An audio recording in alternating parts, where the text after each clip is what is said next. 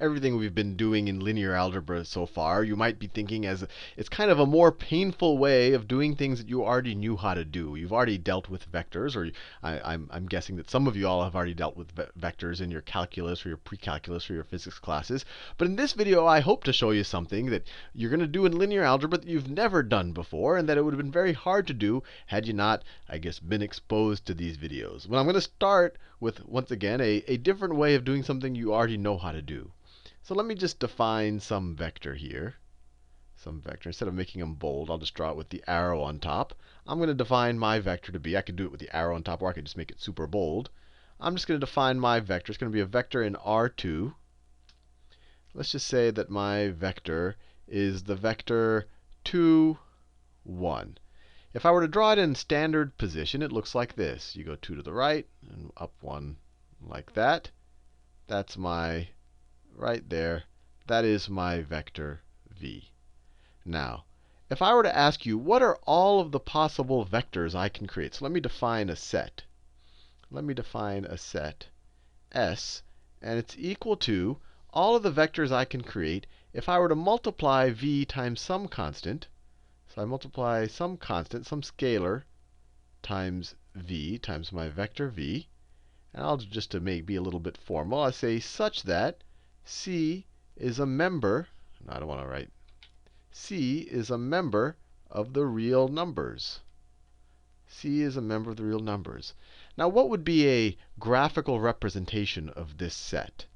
Well, if we draw them all in standard position, I mean, C could be any real number. So if I were to multiply, C could be 2. If C is 2, C, let me do it this way. If I do 2 times our vector, I'm going to get the vector 4, 2. Let me draw that in standard position. 4, 2. It's right there. It's this vector right there. That vector right there. It's collinear with this first vector. It's along the same line, but it just goes out further too. Now, I could have done another. I could have done 1.5 times our vector v. Let me do that in a different color. And maybe that would be what? That would be 1.5 times 2, which is 3, 1.5. Where would that vector get me? I'd go 1.5, and then I'd go 3, and then 1.5. I'd get right there. And I could multiply it by anything. I could multiply 1.4999 times vector v and get right over here. I could do minus 0.00001 times vector v. Let me write that down. I could do 0.001 times our vector v. And where would that put me? It would put me right, little super small vector right there. If I did minus 0.01, it'd make a super small vector right there pointing in that direction. If I were to do minus 10, I would get a vector going in this direction that goes way like that, or it goes way like that. But you can imagine that if I were to plot all of the vectors in standard position, all of them that could be represented by any c in real numbers, I'll essentially get, I'll end up drawing a bunch of vectors where their arrows are all lined up along this line right there, and all lined up in even the negative direction. Let me make sure I draw it properly. Along that line, like that. I think you get the idea. So it's a set of collinear vectors. So let me write that down. It's a set of collinear vectors. And if we view these vectors as position vectors, that that this vector represents a point in space in R2. This R2 is just our Cartesian coordinate plane right here in every direction. If we view this vector as a position vector, let me write that down. As a position vector, if we view it as kind of a coordinate in R2, then this set, if we visually represent it as a bunch of position vectors, it'll be represented by this whole line over here. It'll be represented by this whole line over here. And I want to make that point clear, because if it's essentially a line of slope 2, right? Your rise, slope 1/2. Your rise is 1. Your rise is 1 for going over 2. But I don't want to go back to our algebra 1 notation too much. But I want to make this point that this line of slope 2 that goes through the origin, this is if we draw all of the vectors in this set as in their standard form, or if we draw them all as position vectors. If I didn't make that clarification or that qualification, I could have drawn these vectors anywhere, right? Because this 4, 2 vector I could have drawn over here. And then, to say that it's collinear probably wouldn't have made as much visual sense to you. But I think this collinearity of it makes more sense to you if you say, oh, let's draw them all in standard form. All of them start at the origin, and then their tails are at the origin, and their heads go essentially to the coordinate they represent. That's what I mean by their position vectors. They don't necessarily have to be position vectors, but for, I guess, the visualization in this video, well, let's stick to that. Now, I was only able to represent something that goes through the origin with this slope. So you can almost view that this vector kind of represented its slope. You almost want to view it as a slope vector if you wanted to tie it in to what you learned in Algebra 1. What if we wanted to represent other lines that had that slope? What if we wanted to represent the line that goes the same line, or I guess a parallel line that goes through that point over there, the point. This is the point 2, 4. Or if we're thinking in position vectors, we could say that point is represented by the vector. That point is represented by the vector. That point is represented by the vector. Let me call that x. It's represented by the vector x, and the vector x is equal to 2, 4. That point right there. What if I want to represent the line that's parallel to this that goes through that point 2, 4? So I want to represent this line right here. I want to represent, I'll draw it as parallel to this as I can. I think you get the idea, and it just keeps going like that in every direction. These two lines are parallel. How can I represent the set of all of these vectors, or drawn in standard form, or all of the vectors that if I were to draw them in standard form would show this line? Well, you could think about it this way. If every one of the vectors that represented this line, if I start with any vector that was on this line, and I add my x vector to it, I'll show up at a corresponding point on this line that I want to be at. Right? Let's say that this is, let's say I do negative 2 times my original, so minus 2 times my vector v. That equaled what? Minus 2, minus 4, minus 2. So that's that vector there. But if I were to add x to it, if I were to add my x vector, if I were to do minus 2 times my vector v, but I were to add x to it, so plus x. I'm adding this vector 2, 4 to it. So from here, I'd go right 2 and up 4. So I'd go here. Or visually, you could just say heads to tails. So I would go right there. So I would end up at a corresponding point over there. So the set of all points, so when I define my set S as the set of all points where I just multiply v times a scalar, I got this thing that went through the origin. But now let me define another set. Let me define a set L, maybe L for line, that's equal to the set of all vectors where it's x, the vector x, I could do it bold or I'll just do an arrow on it, plus some scalar. I could use c, but let me use t because I'm going to call this a parametrization of the line. So plus some scalar t times my vector v, where, or such that t could be any member of the real numbers. So what is this going to be? This is going to be this blue line. If I were to draw all of these vectors in standard position, I'm going to get my blue line. For example, if I do minus 2, if this is minus 2 times my vector v I get here, then if I add x, I go there. So the vector, this vector right here, that has its endpoint right there, its endpoint sits on that line. I could do that with anything. If I take this vector, this is some scalar times my vector v, and I add x to it, I end up with this vector, whose endpoint, if I view it as a position vector, its endpoint dictates some coordinate in the xy plane. So it'll dictate that point. So I can get to any of these vectors. This is a set of vectors right here. And all of these vectors are going to point, they're essentially going to point to something. When I draw them in standard form, if I draw them in standard form, they're going to point to a point on that blue line. Now you might say, hey, Sal, this was a really obtuse way of defining a line. I mean, we do it in Algebra 1 where we just say, hey, y is equal to mx plus b, and we figure out the slope by figuring out the difference of 2 points, and then we do a little substitution. And this is stuff you learned in 7th or 8th grade. This was really straightforward.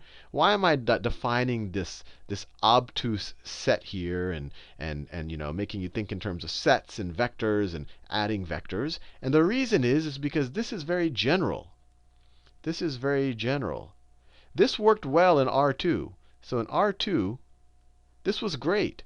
I mean, we just have to worry about x's and y's. But what about the situation? I mean, notice in your algebra class, your teacher never really told you much, or at least the ones I took, about how do you represent lines in 3 dimensions. And I mean, maybe some classes go there, but they definitely didn't tell you how do you represent lines in 4 dimensions or 100 dimensions. And that's what this is going to do for us. Right here, I defined x and v as vectors in R2. They're 2-dimensional vectors. But we can extend it to an arbitrary number of dimensions. So let me just to kind of hit the point home, let's do one more example in R2 where it's kind of the classic algebra problem where you need to find the equation for the line. But here we're going to call it the set definition for the line. Let's say we have 2 vectors. Let's say we have the vector a. We have the vector a, which I'll define as, let me just say it's 2, 1. So if I were to draw in standard form, it's 2, 2, 1. That's my vector a right there. And let's say I have vector b. Let me define vector b. I'm going to define it as, I don't know, let me define it as 0, 3. So my vector b, 0, I don't move to the right at all, and I go up. So my vector b will look like that.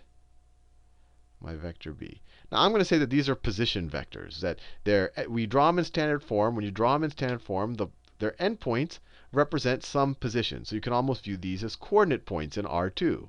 This is R2. I mean, all of these coordinate axes I draw are going to be R2. Now, what if I asked you, give me a parameterization of the line that goes through these 2 points? So essentially, I want the equation. If you're thinking in Algebra 1 terms, I want the equation for the line that goes through these 2 points. That goes through those 2 points. So the classic way, you would have figured out the slope and all of that, and then you would have substituted back in.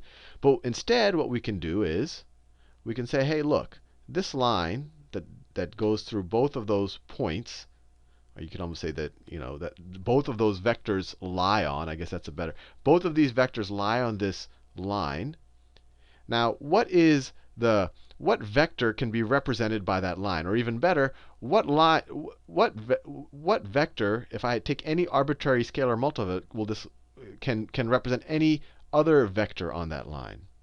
And let me do it this way. What if I were to take, so this is vector b here. What if I were to take b minus a? We learned in, I think it was the previous video, that b minus a, you'll get this vector right here. You'll get the difference in the 2 vectors. This is the vector b minus the vector a. And you just think about it. What do I have to add to a to get to b? I have to add b minus a. So if I can get the vector b minus a, right, and we know how to do that. We just subtract the vectors and then multiply it by any scalar, then we're going to get any point along that line.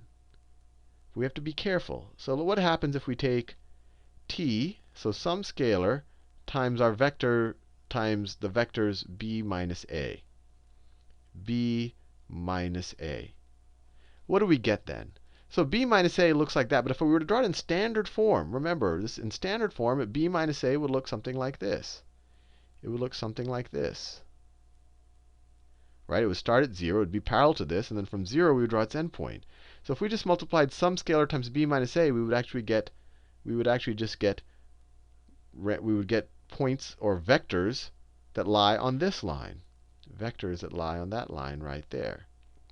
Now, that's not what we set out to do. We wanted to figure out an equation or a parametrization, if you will, of this line or this set. Let's call this set L. So we want to know what that set is equal to. So in order to get there, we have to start with this which is one of these, which is this line here, and we have to shift it.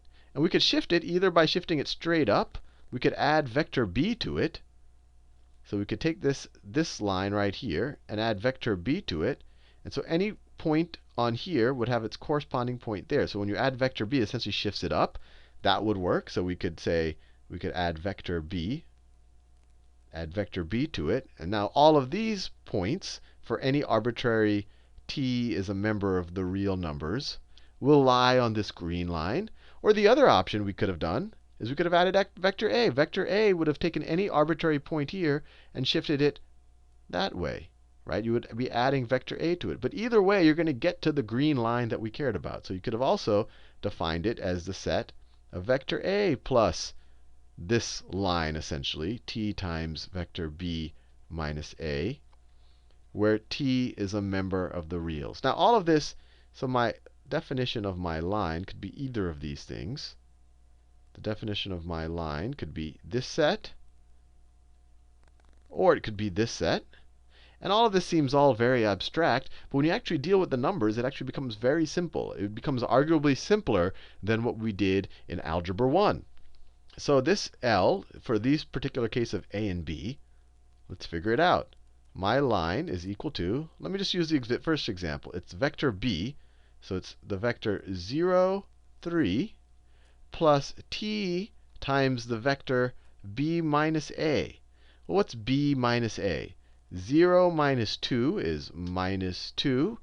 3 minus 1 is 2. 4, t is a member of the reals. Now, if this still seems kind of like a convoluted set definition for you, I could write it in terms that you might recognize better. If we want to plot points, if we call this the y-axis, and we call this the x-axis, and if we call this the x-coordinate, or maybe more properly that, the x-coordinate, and call this the y-coordinate, then we can set up an equation here. This actually is the x-slope. With respect, well, I don't want to. This is the x-coordinate, that's the y-coordinate. Or actually, even better, whatever. Actually, let me be very careful there.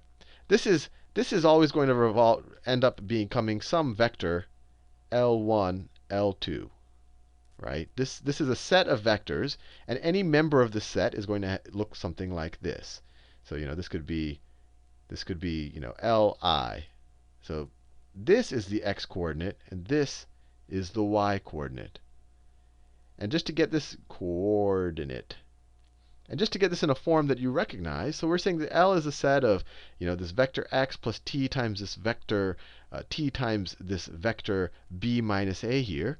If we wanted to write it in kind of a parametric form, we can say, since this is what determines our x coordinate, we would say that x is equal to 0 plus t times minus 2, or minus 2 times t.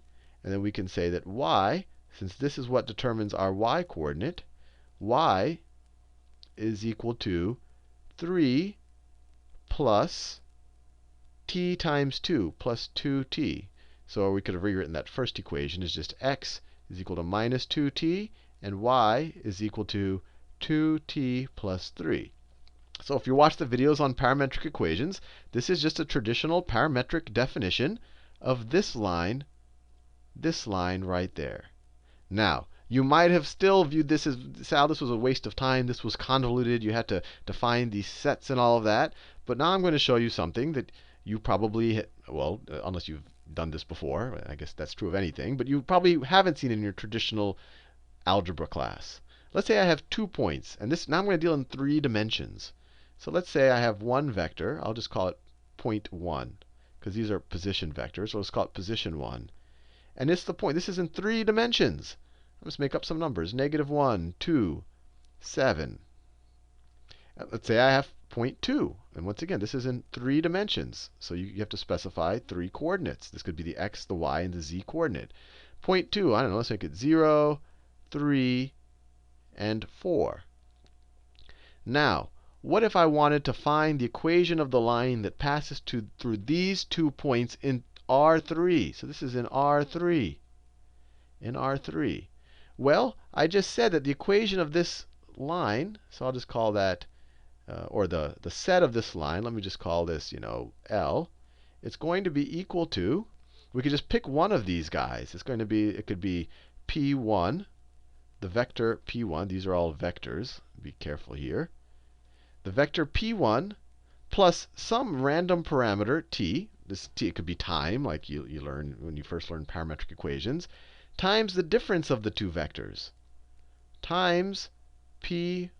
And it doesn't matter what order you take it. So that's a nice thing too. P1 minus P2. It could be P2 minus P1. And then this, because this can take on any positive or negative value, where t is a member of the real numbers.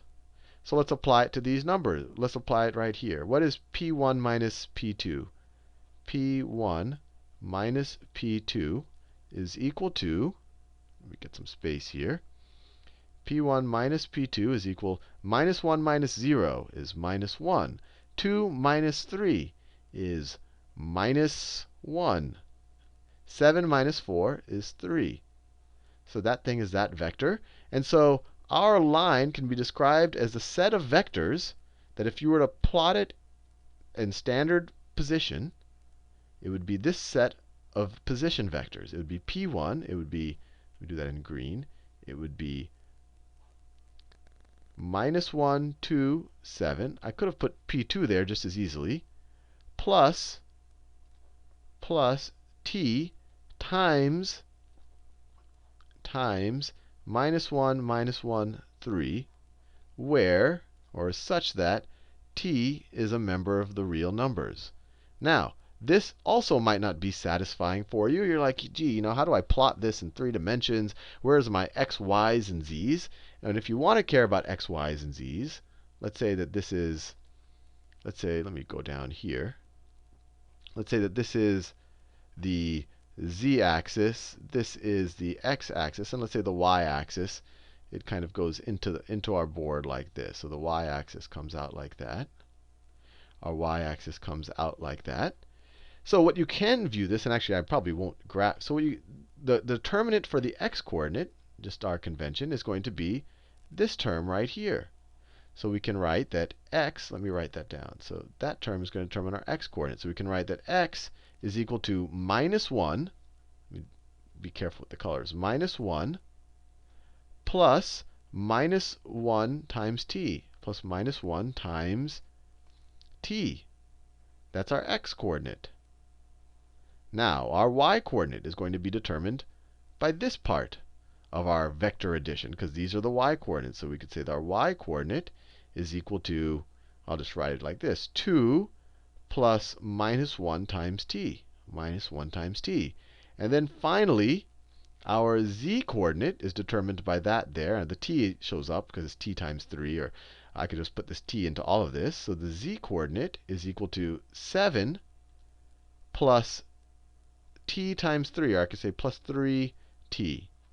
And just like that, we have 3 parametric equations. And when we did it in R2, I did a parametric equation. But we learned in Algebra 1, you could just have a regular y in terms of x. You don't have to have a parametric equation. But when you're dealing in R3, the only way to define a line is to have a parametric equation. If you have just an equation with x's, y's, and z's, if I just have x plus y plus z is equal to some number, this is not a line. Not a line. And we'll talk more about this in R3. This is a plane.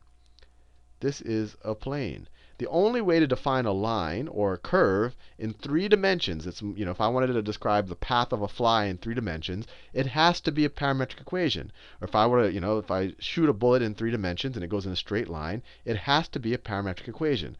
So these, I guess we call it, these are the equations of a line in 3 dimensions.